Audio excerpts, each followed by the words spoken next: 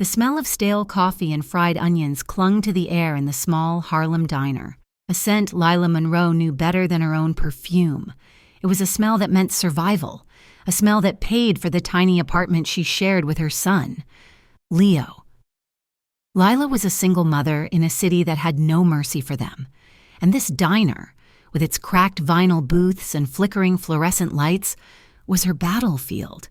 She felt the loneliness of her routine deep in her bones, a persistent ache that matched the one in her feet after a 12-hour shift. But Lila had trained her face to hide it, offering a warm, if tired, smile to the few patrons who drifted in from the cold New York night. Her days were a blur of wiping counters, refilling coffee cups, and balancing plates on her arm, but every night, just before closing, came the one part of her shift that felt truly human. Hannah would be sitting in the back booth, the one by the window that was fogged with steam. Hannah was a woman who looked like she was made of shadows and old paper, her hands thin and trembling slightly as she wrapped them around the mug of water Lila brought her. She never ordered, she never had any money. And every night, for the past 6 months, Lila would bring her a bowl of the end-of-the-night soup, thick with vegetables and broth and a side of bread. It was against the rules, but her boss, Sal, was usually gone by then, and Lila could not bear the thought of the old woman going hungry. "Here you are, Hannah," Lila said softly, sliding the steaming bowl onto the table. "Chicken noodle tonight. It is a good batch." Hannah looked up, her eyes clouded with age, finding Lila's. A faint smile touched her lips. "You are a good girl. Lila, a very good girl." "We have to look out for each other, right," Lila said, giving the woman's shoulder a gentle squeeze. She would sit for a few minutes while Hannah ate, listening to the older woman's quiet, rambling stories. They were fragments, mostly, of a life that sounded nothing like her current one mentions of large houses, beautiful dresses, and a man she had loved fiercely. Lila listened patiently, believing them to be the gentle fantasies of a mind touched by time and hardship. She saw in Hannah a mirror of her own loneliness, another soul adrift in the massive, indifferent city. Their connection was simple, built on soup and shared silence, but it was genuine. Tonight, the diner was almost empty. The clock on the wall read 10:45 p.m., 15 minutes to close. Lila was wiping down the chrome counter, her mind already on the bus ride home and kissing her sleeping son's head, when the bell above the door chimed. The sound was sharp, cutting through the quiet hum of the cooler. The cold November air blasted into the diner, and behind her, 4 other men. Lila's hand stilled on the counter. These were not the usual Harlem night owls. The first man was tall, dressed in a black wool overcoat that was clearly worth more than Lila's monthly rent. His suit was impeccably tailored, his black hair slicked back, and his face was carved from stone. There was a stillness to him, a dangerous energy that seemed to suck the warmth from the room. His eyes, a startling, cold gray, swept the diner once, assessed, and dismissed everything, until they landed on the back booth. Behind him, 4 other men, all in dark suits, fanned out. They did not look like customers. They looked like predators. One stood by the door, his hand disappearing inside his jacket. Another moved to block the small hallway to the kitchen. They were professional, quiet, and terrifying. The tall man walked past the counter, his expensive leather shoes making no sound on the worn linoleum. He walked directly to Hannah's booth. Lila's protective instincts flared. "Excuse me, sir," she called out, her voice slightly shaky but firm. "We are closing in a few minutes. Can I get you something to go?" He ignored her as if she had not spoken. He stopped at the booth and just looked at Hannah, who had frozen, her spoon halfway to her mouth. The old woman was staring at the man, her face pale with a terror so profound that Lila felt a chill race down her spine. "Sir, she's a regular," Lila said, moving out from behind the counter, a wet rag still in her hand. "Please, you're scaring her." The man slowly turned his head to look at Lila. His gaze was heavy, pinning her in place. It was not a look of anger. It was a look of absolute, cold authority. He reached inside his coat, and for a heart-stopping second, Lila thought he was pulling out a weapon. Instead, his hand emerged with a photograph. It was old, glossy, and in perfect condition. He did not hand it to Lila. He placed it with deliberate precision on the table in front of Hannah, next to the half-eaten bowl of soup. It was a picture of a beautiful woman, perhaps in her late 30s, dripping with pearls and wearing a dark red dress. Her hair was styled, her makeup perfect. Her chin held high, she looked like royalty. And beneath the glamour, beneath the decades, the bone structure was unmistakable. It was Hannah. "You were pronounced dead 20 years ago," the man said. His voice was a low, smooth baritone that carried in the silent diner. It held no emotion, which made it all the more frightening. Hannah began to tremble violently, her breath coming in short, gasping sobs. "My name," the man continued, his gaze shifting from the photo to the terrified old woman, "is Vince Moretti." Lila did not recognize the name, but the effect it had on Hannah was immediate. She let out a small, choked cry. "I have been searching for my mother," Vince Moretti said, his voice dropping to a near whisper that was still perfectly audible. "Ever since I learned the truth about my father's lies, I was told you were buried in Sicily, but you have been here, hiding in this place." He gestured, a small, dismissive wave, at the diner. Lila's mind was reeling. Mother. This frail, homeless woman was the mother of this terrifying, wealthy man. Vince Moretti finally turned his full attention to Lila. His cold gray eyes locked onto hers, and in that moment, Lila understood she had stumbled into something far beyond her comprehension. He saw the soup bowl. He saw the familiarity between them. "You," he said, the single word an indictment. "You have been helping her, hiding her." "I did not," Lila stammered. "I just give her soup.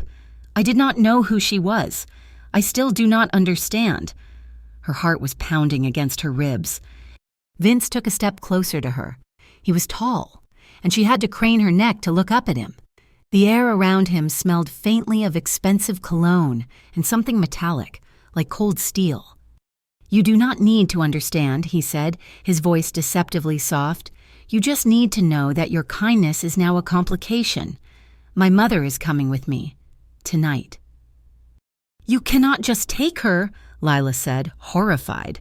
"Look at her. She's terrified of you." Vince Moretti looked at his mother, his expression unreadable.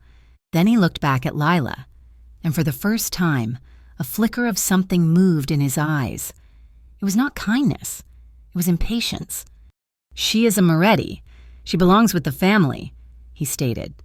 He then looked around the small, empty diner. "You have a simple life here. You serve coffee. You go home. I suggest you keep it that way." He turned to gesture to one of his men. "Get her." "No!" Lila shouted, moving to stand between the bodyguard and the booth. "You cannot do this." The bodyguard stopped, looking at his boss for instruction. Vince Moretti's face hardened. He looked at Lila, truly looked at her, and his eyes raked over her worn apron, her cheap sneakers, and the fierce, foolish bravery in her eyes. "You have a son, do you not?" he asked. Lila froze. "How did you know that?"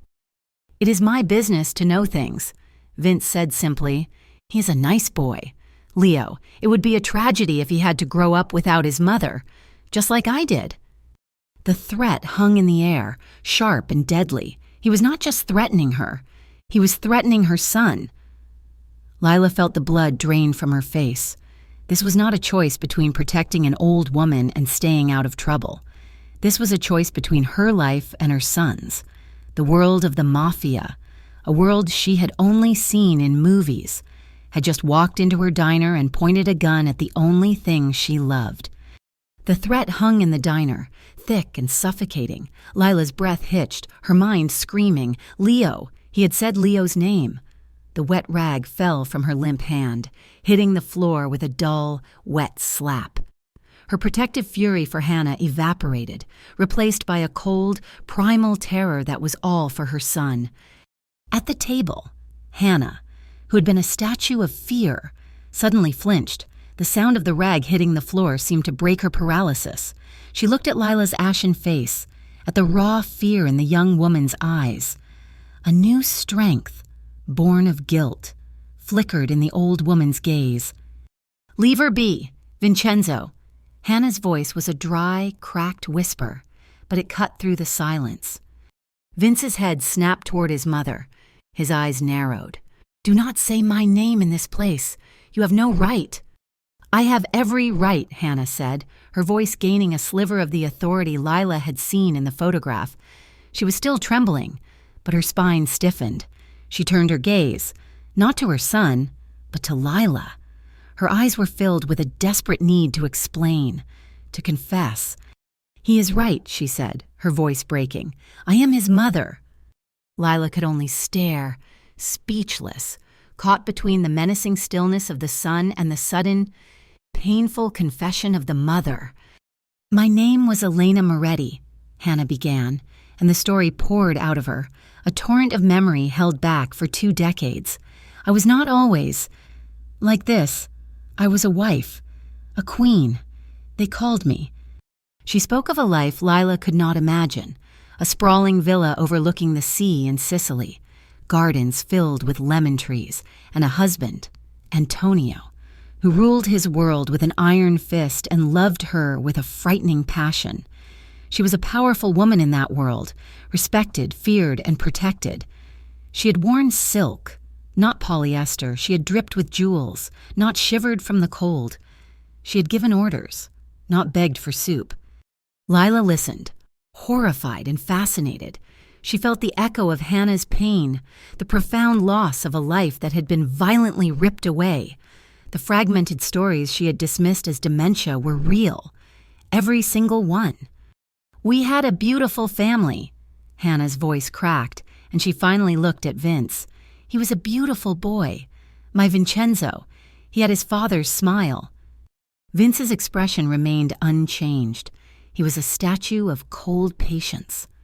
"Then," Hannah choked on a sob, "Antonio was killed. A car bomb. It was a rival family, a betrayal. Everything changed." The happiness in her story vanished, replaced by a darkness that made Lila's skin crawl. "The life, that world, it swallows you. I was deep in it. Lila, I knew the rules. I knew what they did. I had accepted it. For him. For my husband." She clutched the edge of the table, her knuckles white. "But then they came for my son, and he was 10 years old. Just 10. They wanted to groom him, to make him the new Dawn, to fill his head with violence and honor, to make him a killer." Lila's eyes darted to Vince. He was the living, breathing proof of Hannah's failure. He had become exactly what she feared. "I could not let that happen," Hannah whispered, tears now streaming freely down her wrinkled cheeks. "I could not let them turn my boy into a monster. So I ran. I took what jewels I could hide. I paid people. I died. I became Hannah. I became no one. I did it to protect him, to save him from the life I was drowning in." Lila's heart ached with the tragedy of it. She understood the desperation of a mother. She would do anything for Leo. She finally understood Hannah. But Vince did not. He had not moved, had not shown a single flicker of compassion. When his mother finished her tearful confession, he was silent for a long moment. "You did not save me," he said, his voice flat and devoid of all emotion. "You abandoned me. You left me in that world, alone, with the very monsters you were running from. You know what they did to me when they found out my mother was a traitor who had run—" Hannah flinched as if he had struck her. "You did not protect me," Vince continued, taking a step closer to the booth, his presence overwhelming. "You made me stronger. You taught me that love is a weakness, that family is a lie. I am what I am because you left." He could not accept her story. He would not. In his eyes, her sacrifice was the ultimate betrayal. His quest to find her was not for a joyful reunion. It was to correct an error, to restore his honor. "You are Elena Moretti," he declared, his voice hard. "You are not Hannah. You will not live in the street like garbage. You will not shame my name." He looked at Lila, his eyes like ice chips. "She is coming with me. This life you have been living," he said to his mother, "is over. You will return to the family. You will be cared for, and you will never leave again." He was not asking. He was commanding. He was a man who was used to the world bending to his will. He would use any means necessary to force his mother to return, to erase this 20-year stain on his family's reputation. Lila, watching this brutal family reunion, began to doubt everything. She thought back to all the nights she had sat with Hannah. She remembered how the old woman would jump at loud noises. She remembered the haunted look in her eyes that Lila had mistaken for simple sadness. She had seen the signs of a woman on the run, a woman terrified of her own shadow, but she had been blind to the truth. She had never known the true danger, and now it was standing in her diner, threatening the one person she had in the world. Her act of kindness had become a terrible, dangerous mistake. The threat against Leo solidified in the stale air, a poison that paralyzed Lila where she stood. For a second, all the fight drained out of her, replaced by a hollow, sickening fear. Vince Moretti had not raised his voice, had not moved, but he had just taken her entire world and held it in the palm of his hand. Hannah saw it. She saw the terror extinguish the fight in Lila's eyes. "No," Hannah pleaded, her voice a desperate rasp. She looked at her son. "Vincenzo, please, she's done nothing. This is between us, only us." "It was," Vince corrected, his voice as cold and hard as a slab of marble. "Until she decided to stand in my way, she made herself part of this." He gave a curt nod to the two men nearest the booth. "Take my mother, gently if you can, less gently if you must." One of the men, built like a refrigerator in a suit, stepped forward. "No!" The word was ripped from Lila's throat. The fear for Leo was still there, but it was now fuel, a gasoline fire of maternal rage. How dare he? How dare he walk into her life, threaten her child, and try to drag this terrified old woman away? She moved, shoving the small condiment caddy off the counter. It crashed to the floor, metal containers scattering with a sharp, metallic clatter. It was a pathetic show of defiance, but it was all she had. She planted herself in the narrow space between the booth and the man. "You will not touch her," Lila said, her voice shaking but resolute. Her heart felt like it was going to burst through her chest.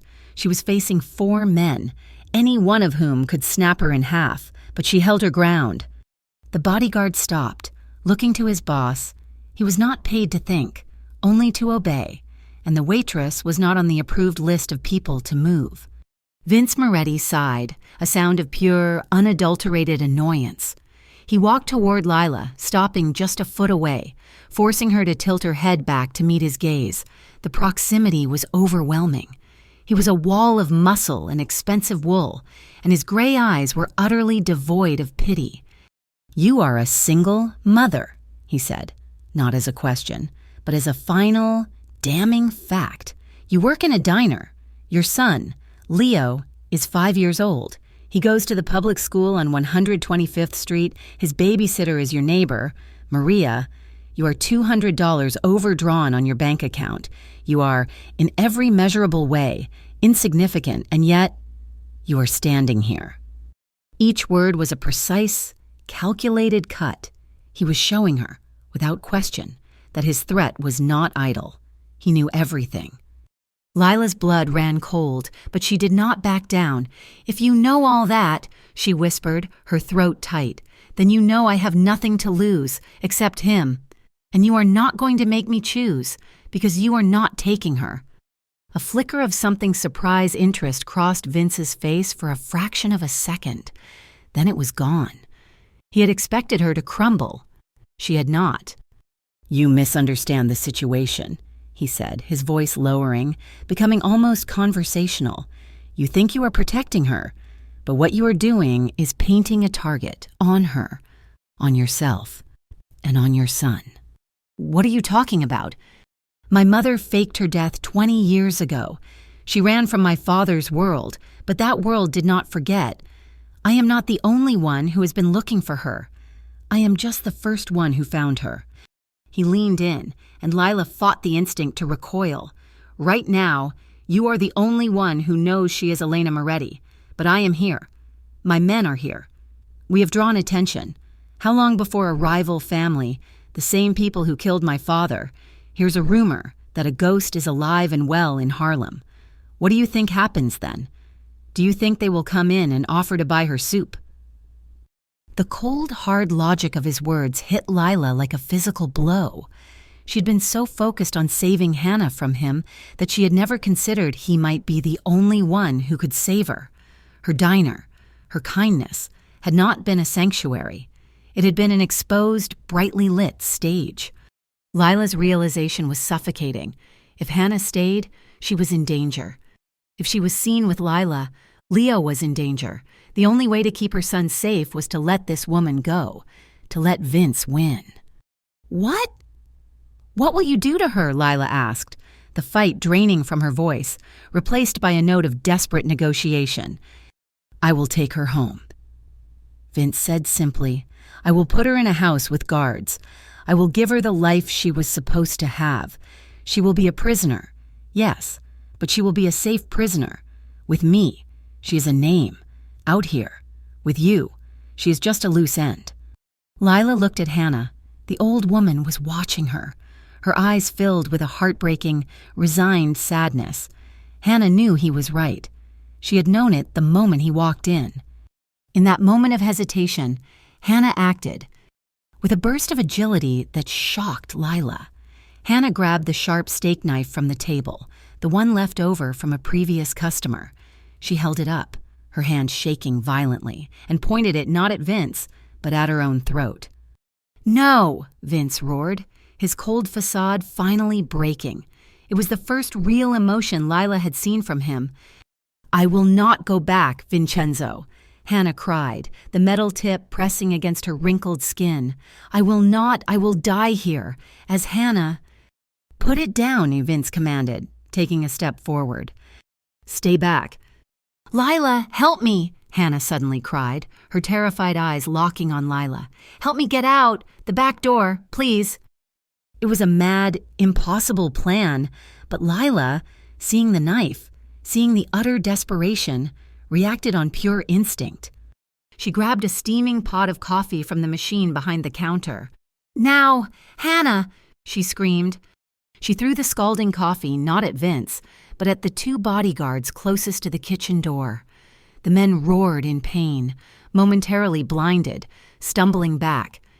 Go!" Lila shoved Hannah toward the hallway. It was chaos. Hannah was surprisingly fast. They made it to the kitchen, a dark, greasy space. Lila fumbled for the deadbolt on the back door, her hands shaking. She could hear shouting from the diner, the heavy sound of men moving. She got the lock undone and shoved the door open into the dark, wet alley. "Run! Hannah, run!" But it was too late. A hand, impossibly strong, clamped down on Lila's shoulder and spun her around. It was not Vince. It was the fourth bodyguard, the one who had been standing by the front door, the one she had forgotten. He had circled the building. Hannah screamed as the bodyguard grabbed her arm. Behind them, Vince Moretti appeared in the kitchen doorway, his face a mask of cold fury. The two other bodyguards were behind him, wiping coffee from their faces, their expressions murderous. The escape had lasted less than 10 seconds. It was hopeless. And Lila, standing in the cold alley, her shoulder aching, realized she had just made the single biggest mistake of her life. She had not just failed to save Hannah. She had declared war on a man who did not lose. The bodyguard's grip was iron, biting into Lila's shoulder as he spun her around and slammed her against the alley's cold, damp brickwork. The impact knocked the breath from her. "Got her!" he yelled back into the diner. In the kitchen doorway, Vince Moretti stood as a dark, furious silhouette. The two guards he had left, their faces red and blistering from the coffee, were right behind him, pushing into the narrow space. But the second bodyguard, lunging for Hannah, was a fraction too slow. Fueled by a lifetime of terror, Hannah did not cower. With a desperate shriek, She lunged at the man, not with the steak knife, but with her hands, clawing at his eyes. He recoiled, shouting in surprise, and in that split second of hesitation, Hannah ran. She bolted, a frail, surprisingly fast figure disappearing into the blackness of the alley. "Get her!" Vince's roar echoed off the bricks. The guard holding Lila cursed, shoving her hard against the wall to join the chase. But Lila, seeing Hannah's impossible sprint, reacted on pure animal instinct. She grabbed the man's arm, sinking her teeth through the thick wool of his suit jacket and deep into the flesh of his forearm. He bellowed in agony, trying to shake her off as she clamped her jaw shut. His pain bought Hannah 2, maybe 3, precious seconds. "Hannah, run!" Lila screamed, just before the guard's free hand cracked across her face in a brutal backhand. Her head snapped back, hitting the brick wall.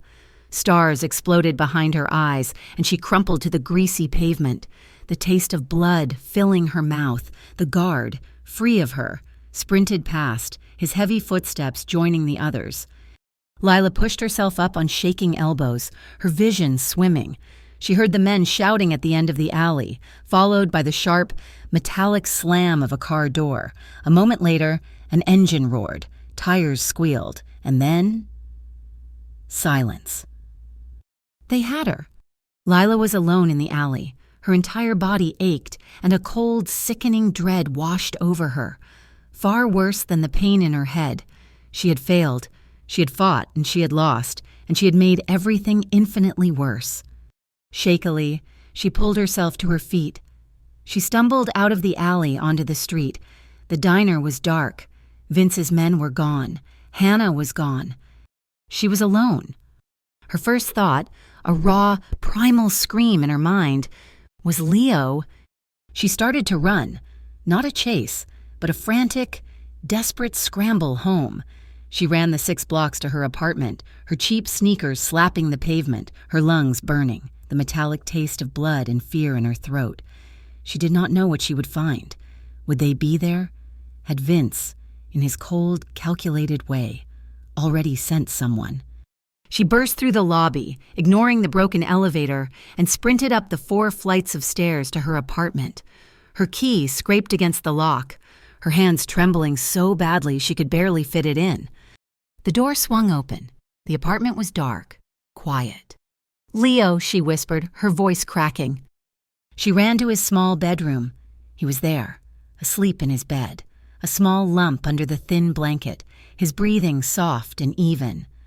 Lila collapsed against the doorframe, her legs giving out, and she sobbed.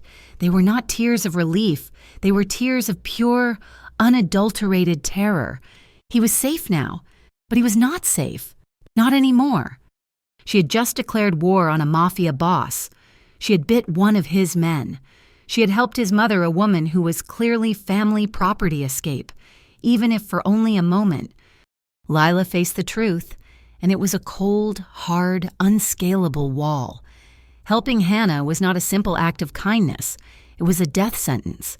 It was an invitation for a world she did not understand to come in and destroy the only thing she loved. She had seen the look in Vince's eyes. He knew where she lived. He knew her son's name. He knew her schedule, her bank account, her very existence. She could not protect Hannah. She could not even protect herself. Her sense of despair was absolute. There was nowhere to run. She had no money, no power, no one to call. If she went to the police, what would she say, that a rich man had tried to claim his homeless mother? They would think she was crazy. And even if they believed her, they could not protect her from a man like Vince Moretti. He was a ghost, a name, a force of nature, and she had just stood in the path of a hurricane. The guilt was suffocating. She had chosen to help Hannah. She, a mother, had ignored a direct threat to her own child to protect a stranger. What kind of mother did that? The dawning horror was that her compassion, the one part of her she had always held onto in this hard city, was going to be the very thing that got her son killed. She sat on the cold floor of the hallway, watching her son sleep, until the first gray lighting of dawn crept through the dirty window. She could not hide. She could not run. Her only hope was that Vince Moretti had what he wanted, that he had his mother, and that he would forget about the insignificant waitress who had dared to stand in his way. But as she looked at the new, dark bruise forming on her cheek in the hallway mirror, she knew she was not insignificant, not anymore. She was a loose end, and in his world, she knew, deep in her bones. Loose ends were always tied up. The alley was a dead end, a cold cage of brick and foul-smelling dumpsters. Lila was breathing in ragged, painful gasps, her cheek throbbing, her entire body trembling with a terror so profound it was paralyzing. The guard's hand was still clamped on her arm, his fingers digging into her skin like steel bands. Hannah was sobbing quietly as another man held her, his face a grim mask. And then Vince Moretti was there. He walked into the alley, not with the hurried steps of the chase, but with a slow, deliberate pace that spoke of absolute control. The two men who had been scalded were gone, likely in the car with the engine that had roared to life. He was flanked by the guard from the front door. He stopped a few feet away, his expensive overcoat unruffled, his face an unreadable mask in the dim yellow light from the street. Lila braced herself. This was it. He was going to give the order. She was a loose end, a witness, an annoyance. She had bitten his man. She had thrown coffee on another. She was going to die in this alley. Her last thought was a searing, agonizing image of Leo's face. But the order did not come. Vince looked at his mother, his expression flat. "Get her in the car," he said. The guard holding Hannah nodded and began to move her, half carrying, half dragging, toward the street. "No, please," Hannah cried, her voice thin and reedy. "Vincenzo, do not—" Vince did not look back at his mother. His gaze, cold and heavy, settled on Lila. The guard holding her, the one whose arm she had bitten, grunted. "Boss, what about her?" Lila's heart stopped. She squeezed her eyes shut, waiting for the blow, the shot, the end. "Let her go," Vince said. The guard's grip loosened in surprise. He looked at Vince as if he had misheard. "Boss," I said. Vince's voice dropped to a low, dangerous growl. "Let her go." The guard instantly released his hold. Lila stumbled, her legs too weak to hold her, and she propped herself against the filthy brick wall. She stared at Vince, her mind unable to process the command. He took a step closer, and the guard who had held her melted back into the shadows, leaving them alone. Vince was close enough now that she could see the faint lines around his eyes, the hard set of his jaw. He was not just a monster, he was a man, and he was looking at her with an intensity that was more than just anger. It was something else. It was analytical. It was confused. Lila, despite her terror, found herself looking back. She was not just looking at her son's potential killer. She was looking at the man whose cold facade had cracked when his mother held a knife to her own throat. She was looking at the decisiveness, the raw power that emanated from him like a physical force. It was terrifying, and, in a way that made her feel sick and ashamed, it was mesmerizing. She, who had felt powerless her entire life, was standing in front of the epitome of power, and he had just told his man to let her go. "You," he said, his voice quiet. It was not a question. "Why?" Lila blinked, her bruised face aching. "What?" "Why did you do it?" he asked. His eyes were not cold. Not anymore. They were searching. "You have a son. I told you about your son. I held his life in my hand, and you still bit my man. You still threw coffee. You still fought me. For her." He gestured toward the street, where the car was now idling. "A woman you gave free soup to. Why?" He was genuinely baffled. In his world, loyalty was bought with blood or money. Fear was the only currency that mattered. He had used fear, the ultimate weapon, and it had failed. He did not understand. Lila swallowed, the taste of blood and adrenaline in her mouth. She should have been silent. She should have begged. But his question, his genuine confusion, sparked a tiny ember of the defiance she had felt earlier. "You said it yourself," she whispered, her voice hoarse. "I have a son." "That is my point," Vince said, his brow furrowing slightly. "You should have been on your knees begging for his life." "She's a mother," Lila said, pushing herself off the wall, though her legs were still shaking. She was trying to protect her son. "From you, from what you are." Lila's eyes met his. "You do not get it, do you? You think you can threaten one child, and that makes a mother stop caring about what happens to someone else? You think fear is all there is?" She was rambling, she knew it. She was probably signing her own death warrant, but she could not stop. The words poured out of her, born of terror and a strange, new anger. Vince just watched her. He did not move. He just listened, his head tilted slightly, as if she were a puzzle he was trying to solve. The silence that followed her outburst was deafening. He had all the power, and she had just insulted him, his life, his very being. Then he did something that shocked her more than any threat. He smiled. It was not a smile. It was a faint, almost imperceptible tilt of one corner of his mouth. It lasted for a second, but it changed his entire face. It softened the stone, let a flicker of warmth into his gray eyes, and in that second Lila's breath caught in her chest. The pull was undeniable.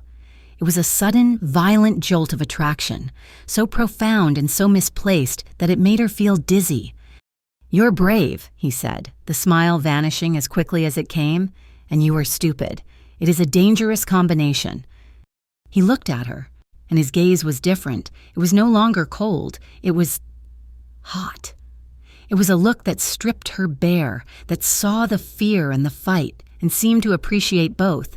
It was a look that said he understood her in a way no one else ever had. "Go home, Lila," he said, his voice a low, gravelly command. "Go home to your son. I have my mother. Our business is concluded." He turned to walk away. Will I see you again?" The question was out of her mouth before she could stop it. She did not know why she asked it. Part of her was terrified he would say yes. Part of her was terrified he would say no. Vince stopped but did not turn around. He paused, his back a rigid, powerful line of black wool. "Pray that you do not," he said, and then he was gone, swallowed by the darkness of the alley, leaving Lila alone, shaking and hopelessly, terrifyingly alive. She'd met the enemy. She'd seen the man. And she was beginning to realize that the cold, heartless mafia boss was not nearly as cold as she had first believed. That realization was, perhaps, the most dangerous thing of all. The next 2 days were a blur of muted, heart-pounding terror. Lila moved through her life like a ghost. Her world shrunk to the 2 blocks between her apartment and the diner. Every car that slowed down, every man in a dark coat, every person who looked at her for a second too long sent a jolt of icy adrenaline through her system. She had called in sick to the diner the first day, a decision born of sheer, paralyzing fear. But she had no money. She had to work. She left Leo with Maria, her hands shaking so much she could barely fasten his coat, and walked to the diner, feeling like a target. Sal, her boss, had grunted about the broken condiment caddy and the coffee-stained kitchen floor, but he was too cheap to fire her. The diner was quiet. The back booth where Hannah used to sit was just a booth, empty and meaningless, but to Lila, it was a glowing neon sign marking the spot where her life had ended. She was wiping down the counter on the 3rd night. Her nerves stretched so thin they felt like they were vibrating. When the bell above the door chimed, it was early, only 7 p.m. It was him. Vince Moretti walked in, and this time, he was alone. He was not wearing the heavy overcoat. He was in a perfectly tailored gray suit that made his shoulders look impossibly broad.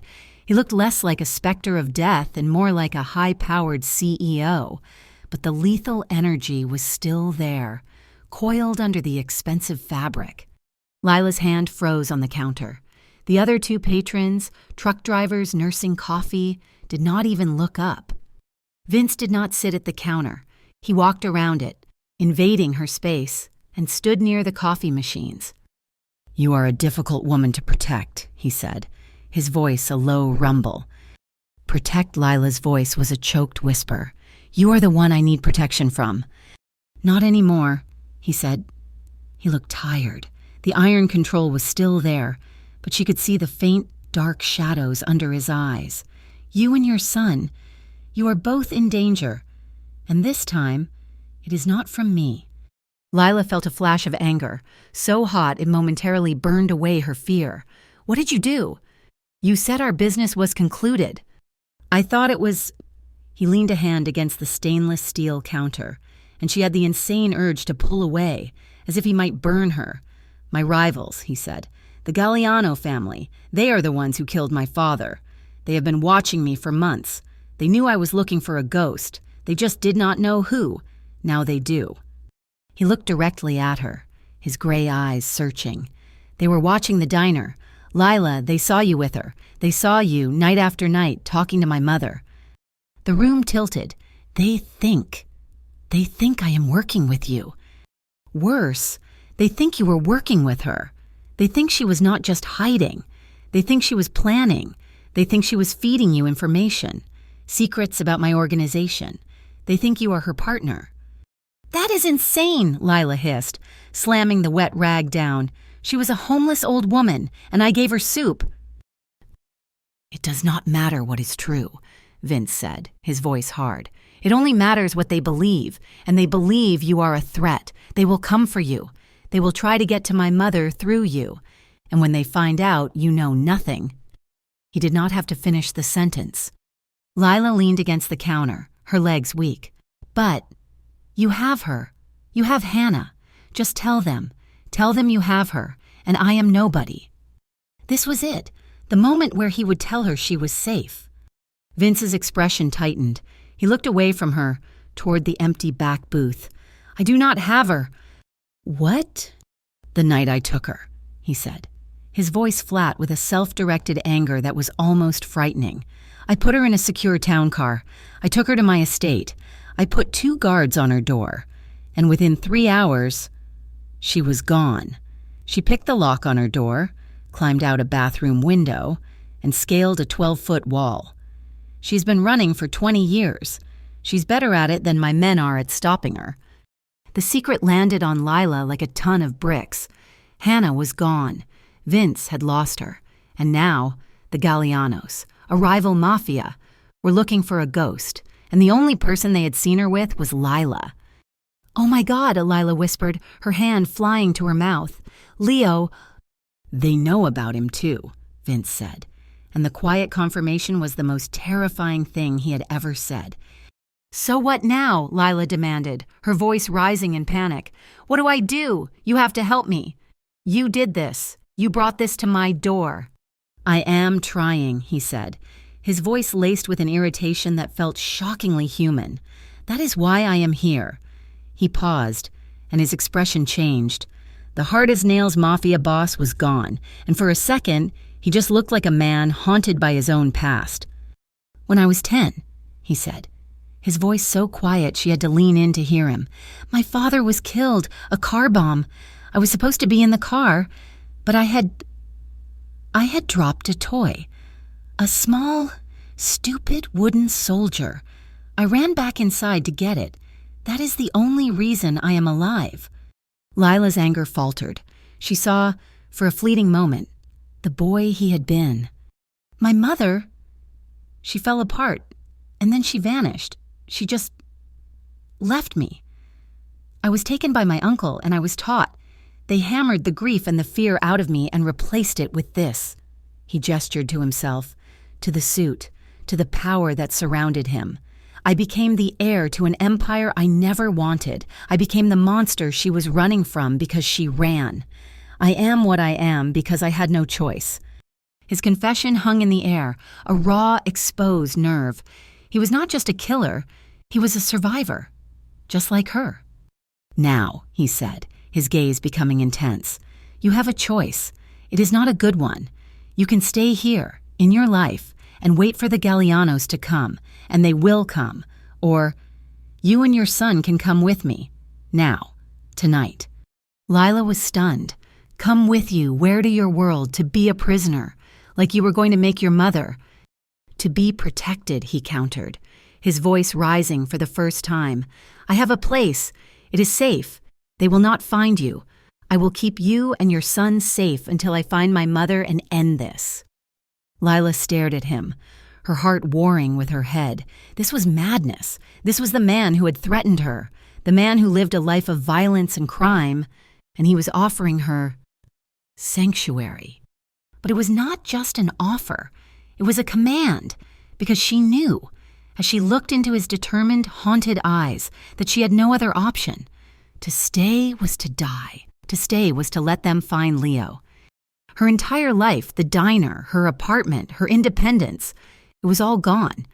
It had evaporated the moment she gave a kind woman a bowl of soup. And what happens? After, she whispered. Vince held her gaze. The dangerous, magnetic pull she had felt in the alley was back.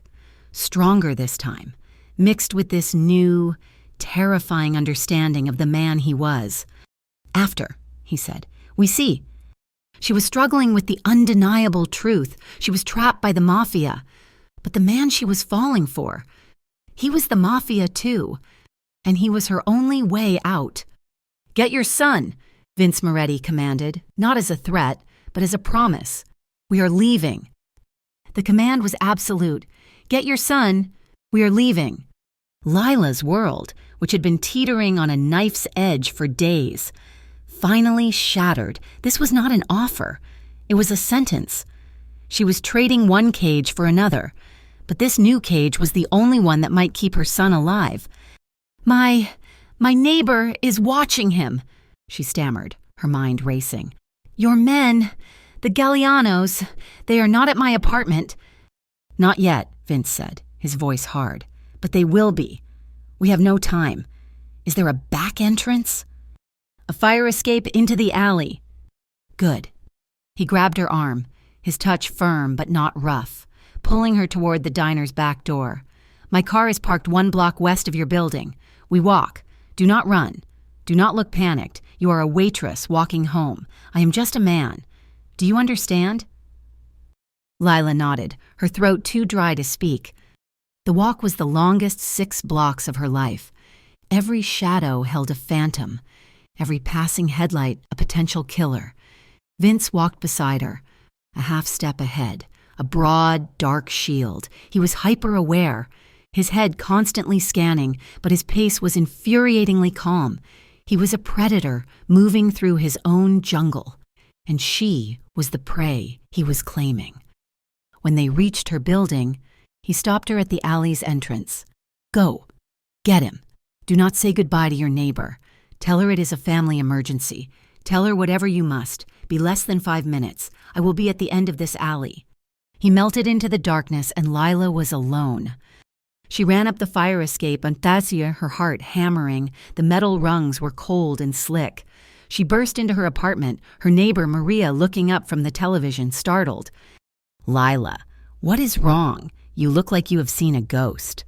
Emergency, Maria. Lila panted, rushing to the bedroom. Leo was asleep, a small, perfect mound under his blanket. She scooped him up, her movements frantic. He stirred, murmuring in his sleep, and she held him so tightly it was almost painful. Family emergency, I have to go. I'm so sorry. She grabbed her purse and Leo's small jacket. Shoving his feet into his shoes, Maria was at the door, confused and worried, but Lila had no time for explanations. I will call you. I promise. She fled, carrying Leo, back down the cold, rattling fire escape. Her son was heavy, and her arms ached, but the fear gave her a desperate strength. Vince was there, a shadow detaching itself from the wall. He did not speak. He just took her elbow and steered them toward the street, a black sedan, nondescript and powerful, slid to the curb as if summoned. Vince opened the back door, and Lila fell in, clutching Leo. Vince got in the driver's seat. He was alone. Where are your men? Lila asked, her voice trembling. I cannot trust them, he said, his eyes fixed on the rearview mirror as he pulled away from the curb. Not all of them. What are you talking about? I am being followed, he said, his voice flat. There is a black van. That is the Gallianos. They have been 3 blocks back since I left my office, but there is another car, a blue sedan. They have been on me all day." "Who is that?"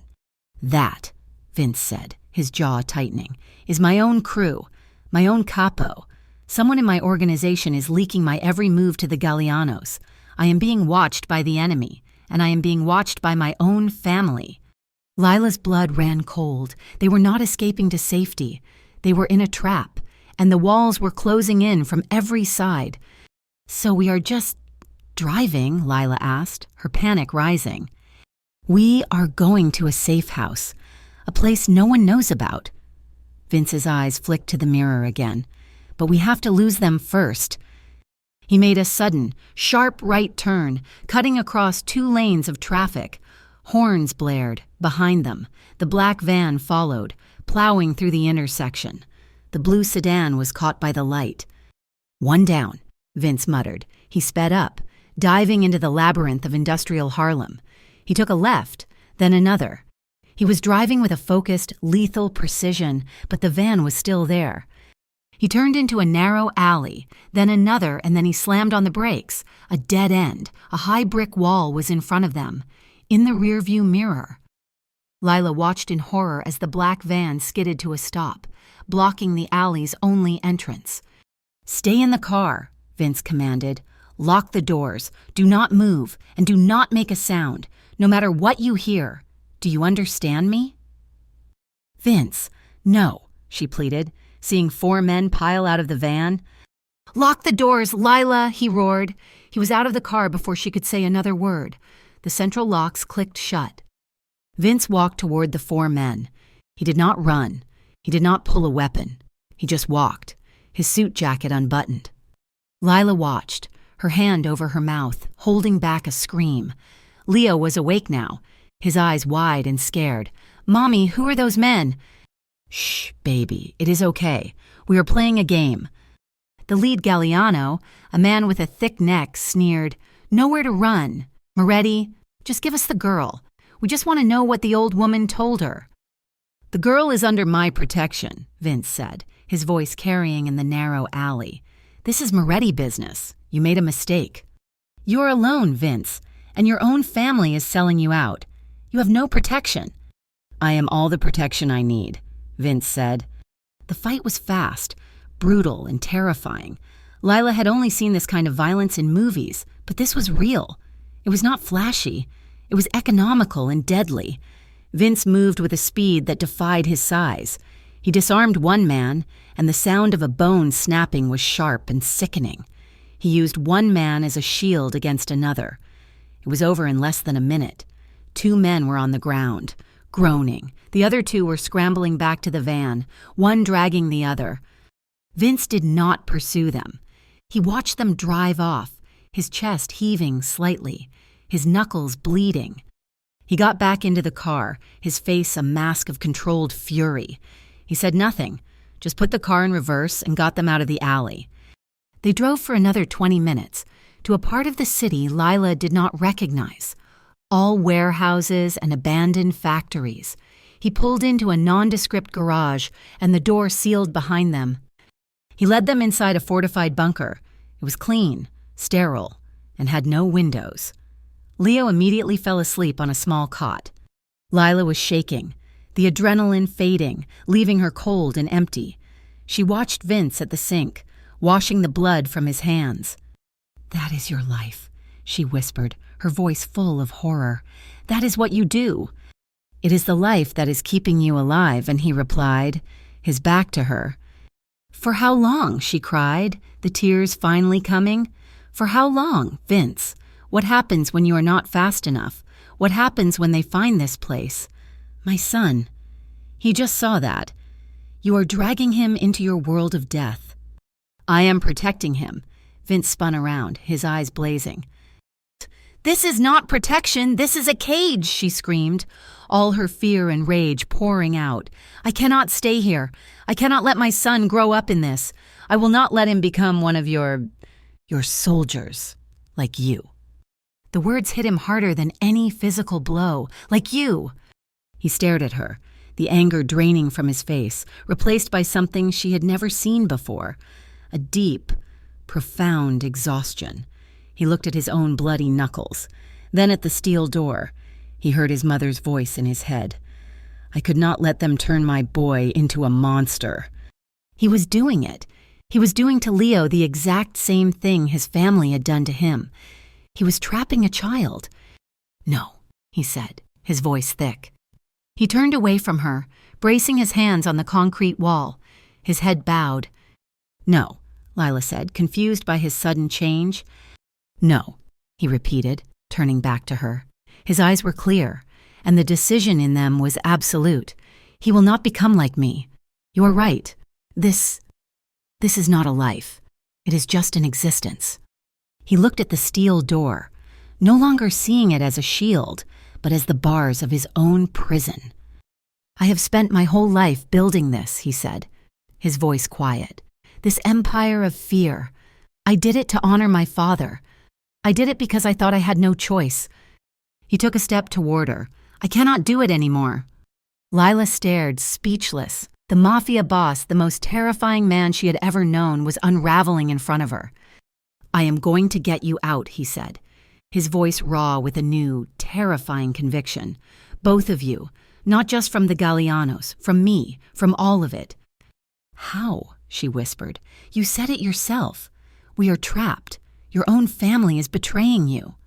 There is only one way to stop being the monster, Vince said, his eyes locking onto hers. You have to destroy the cage.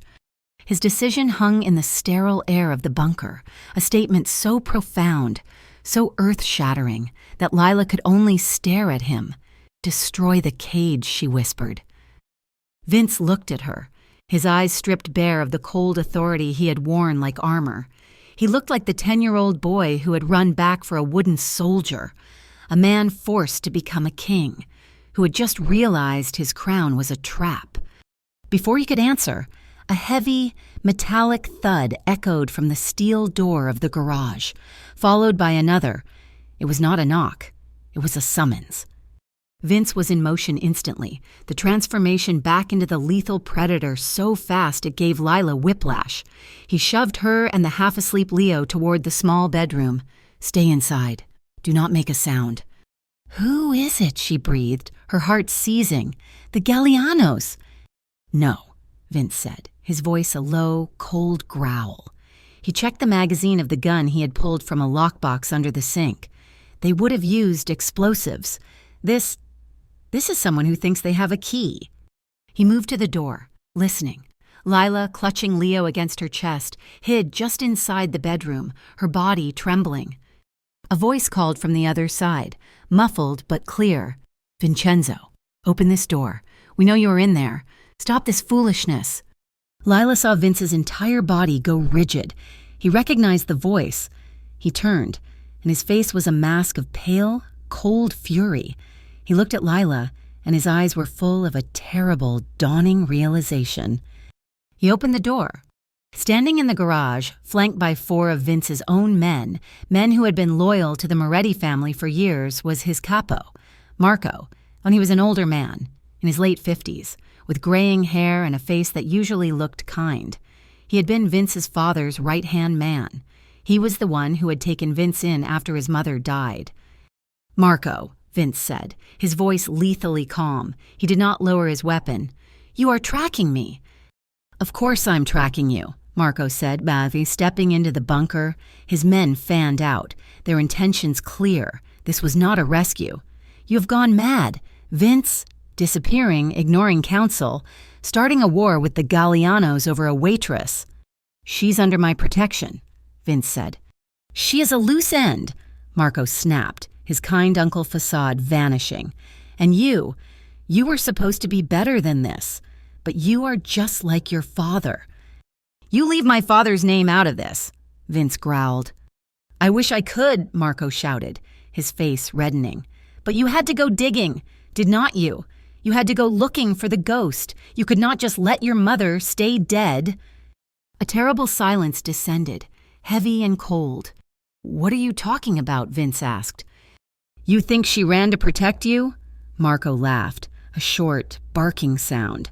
That is what she told you, is it not? That is the lie she told herself. From the bedroom, Lila watched, frozen in terror, as the entire power dynamic of the room shifted. She ran, Marco said, then stepping closer to Vince, because she was a coward. She ran because she could not live with the truth I had to carry. What truth? Vince's voice was barely a whisper. The truth about your father, Marco said, his eyes hard as diamonds. Antonio, well, he was not a good Don. Vince, he was sentimental. He was weak. And in the end, he was going to destroy us all. He was talking to the feds. He was going to turn state's evidence, betray the entire family, to save his own skin. Vince's face was ashen. No, that is a lie. The Gallianos killed him. The car bomb. The Gallianos had nothing to do with it, Marco said, his voice dropping. It was an internal matter, a cleansing. Your father had to be dealt with, for the good of the family. The world stopped. The secret, a 20-year-old monster, was finally out of its cage, and it was devouring everything. You, Vince breathed, the comprehension dawning, horrific and absolute. You killed him. I did what had to be done, Marco said, his voice full of a righteous, chilling conviction. I took out the poison. I saved this family. I gave you the empire you have today.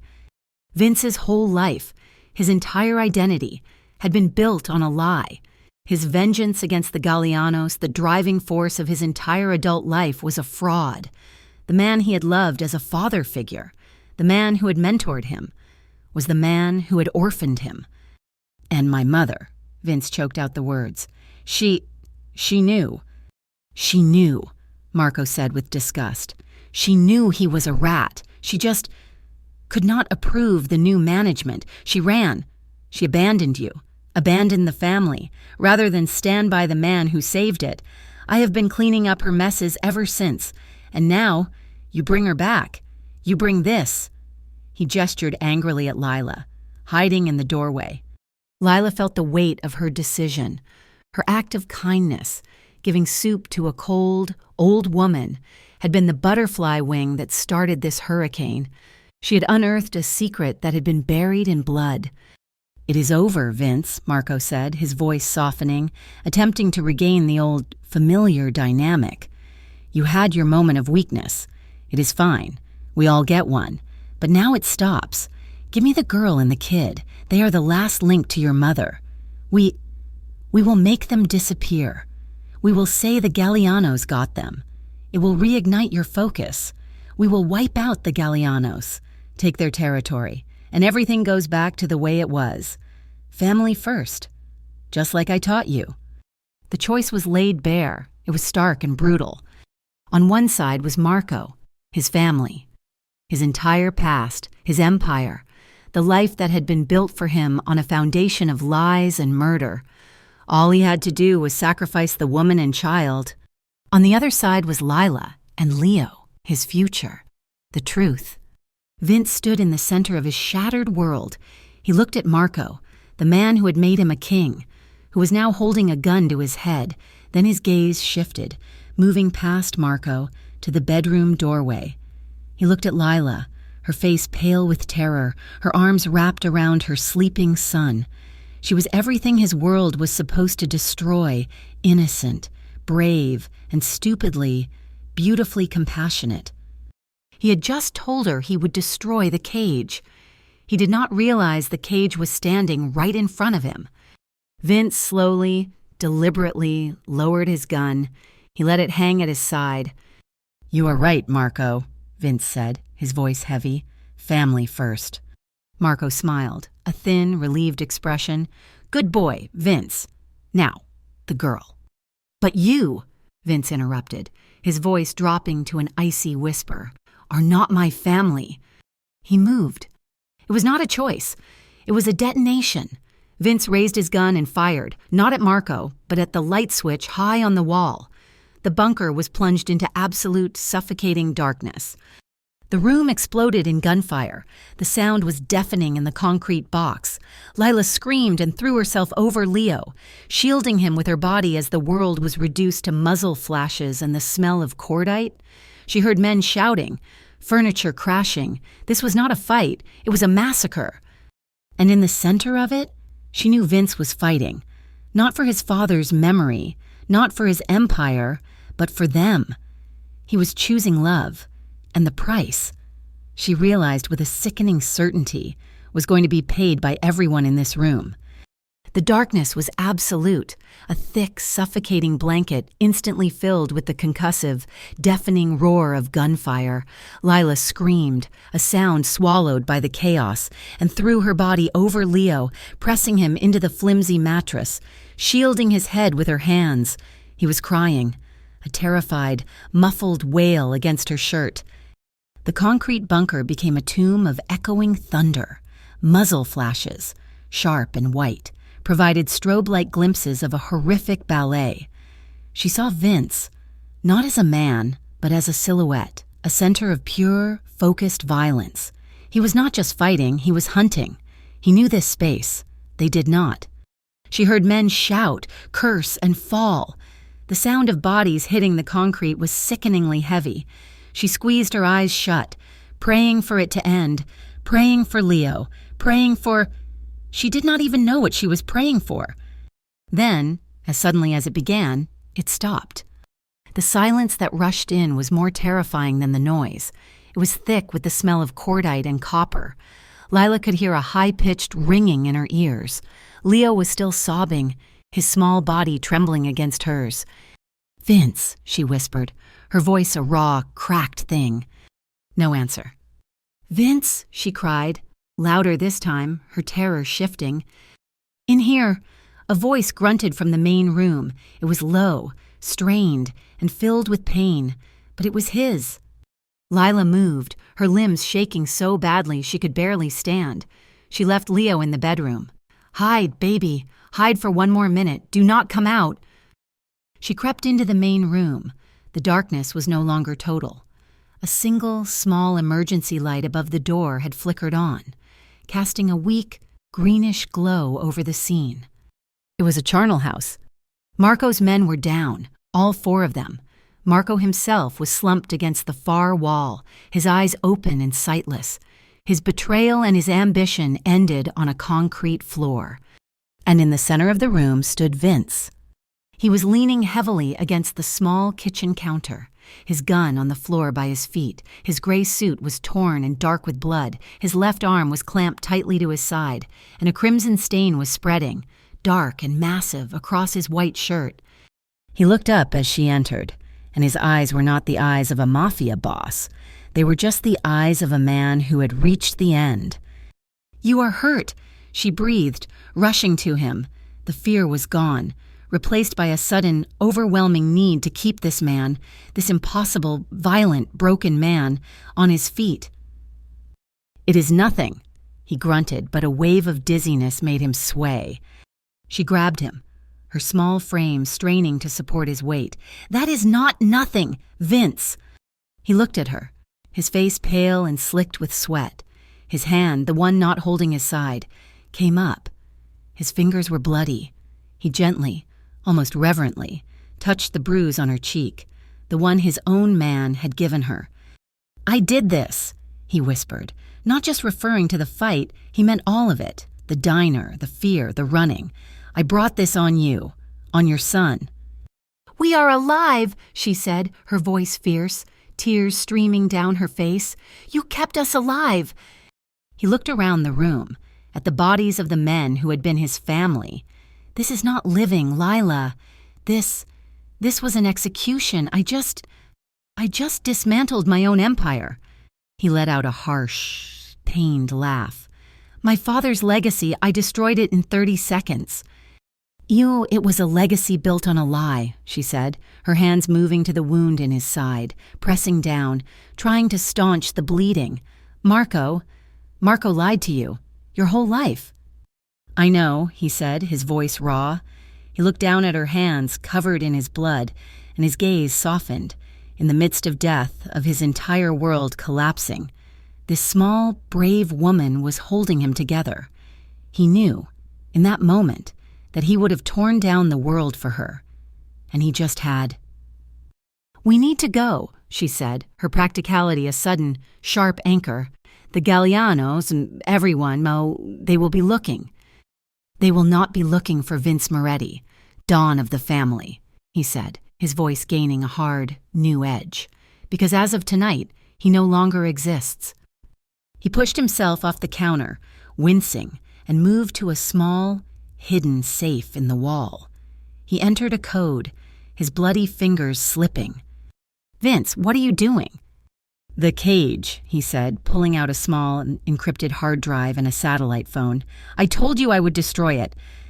I thought this was destroying it," she said, gesturing to the carnage. "This," he said, "is cutting off the head, but the body still exists. The money, the accounts, the properties, the network. It is all still there. And as long as it is, someone else will just step in. Maybe the Gallianos, maybe another of my capos. They will still hunt for my mother.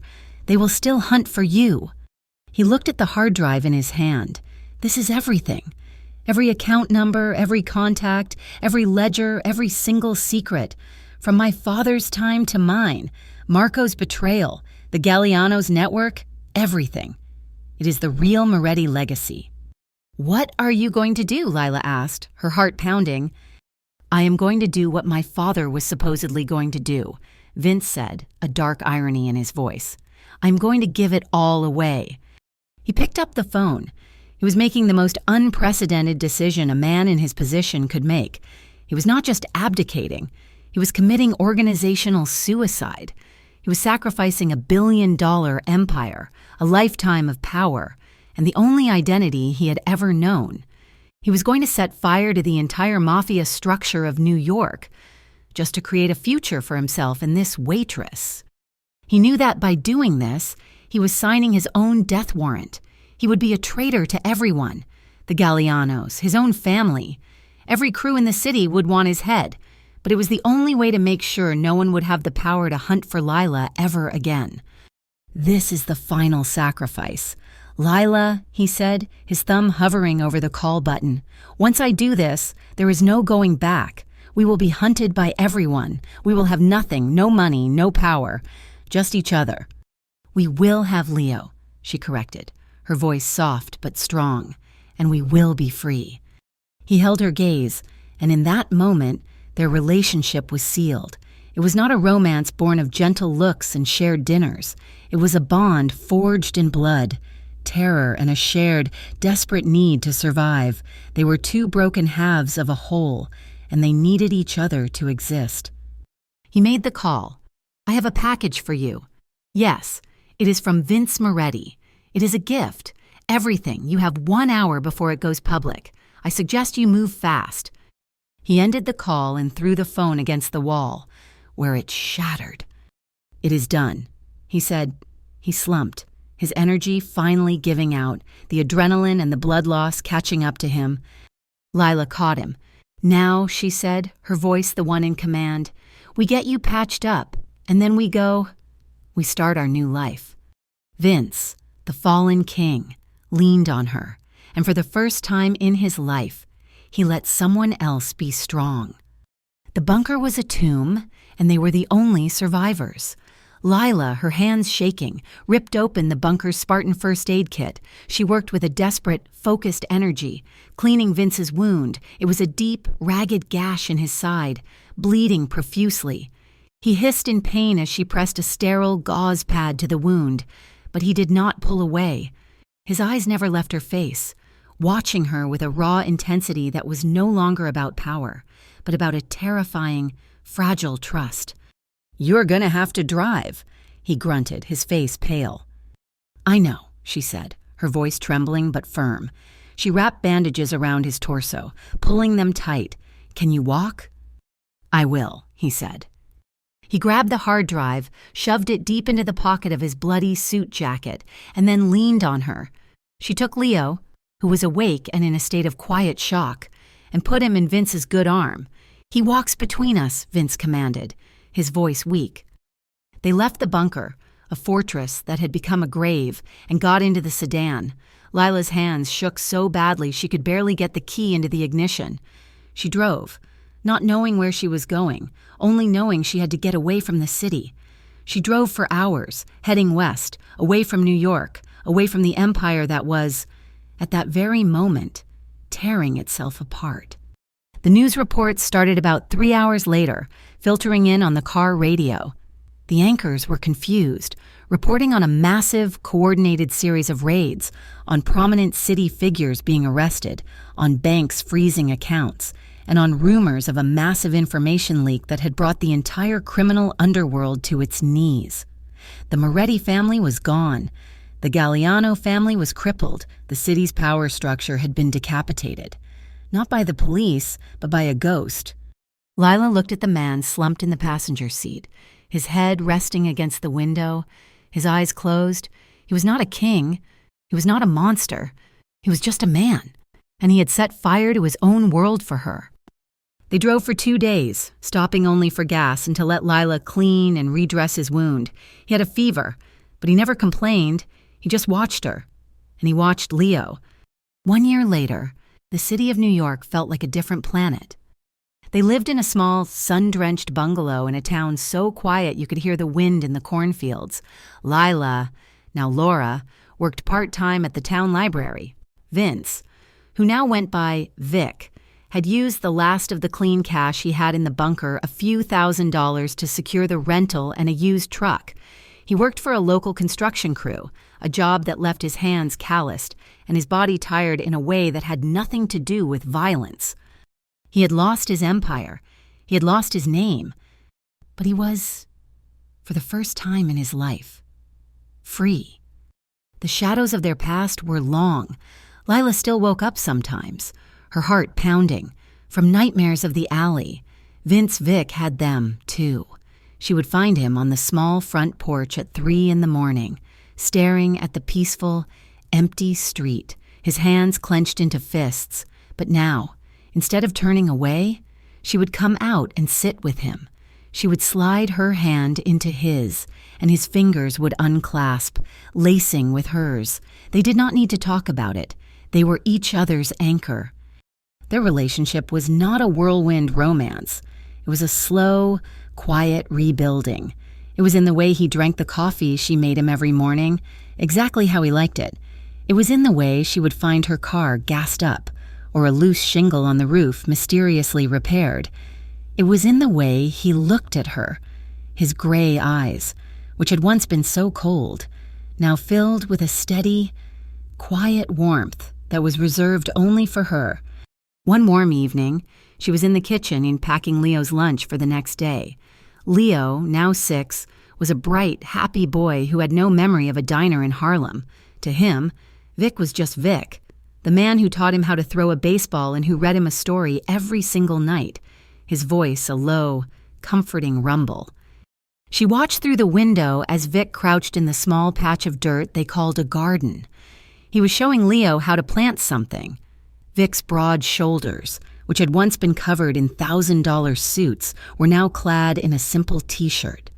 He was patient, his large, scarred hands moving slowly to show Leo's small ones how to cover the seed with dirt. Lila felt a profound, aching sense of peace. This was her family, built not on bloodlines and lies, but on a shared, brutal choice to survive. They were not just a man and a woman. They were 2 survivors who had decided to stand together. Vic looked up, as if he could feel her watching him. He met her gaze through the window, and he smiled. It was not the ghost of a smile she had seen in the diner, or the pained grimace from the alley.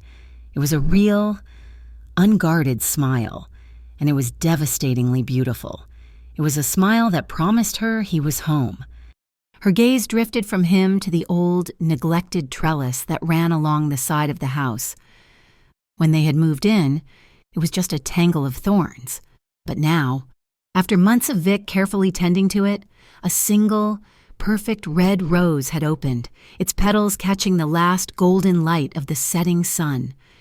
It was a new beginning, a life growing from the ashes, fragile but vibrant, and more real than anything either of them had ever known.